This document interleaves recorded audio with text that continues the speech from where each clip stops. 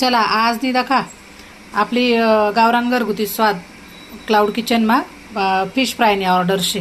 आता आपण या 1.5 किलो मास असले आपण आई लायली दाते अद्रक लसूण हिरवी मिरची कोथिंबीरनी पेस्ट लायली दी त्यांना मग थोडंसं बेसन टाकानं आणि लाल तिखट हळद धना पावडर टाकाने आणि आई तेल गरम करायला ठेवलचे मी।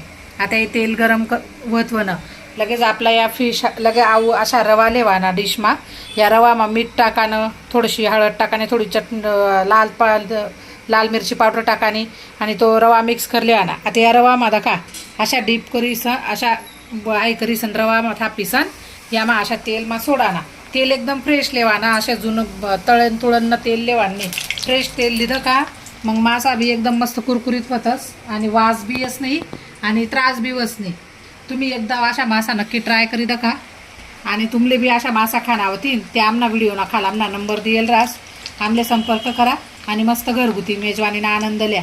चला धन्यवाद। दखा वेगळ्यात आपला मासा फ्राय कितला मस्त होई ना दखा अजिबात तेल बिल काहीच नाही त्याना मध्ये खिल्या एवढंसं सुद्धा तेल रास नाही मस्त फक्त फ्रेश तेल लेवानं असे तळण तुळण तेल लेवानी म्हणजे काही त्रास नाही बस मग त्या मासासना।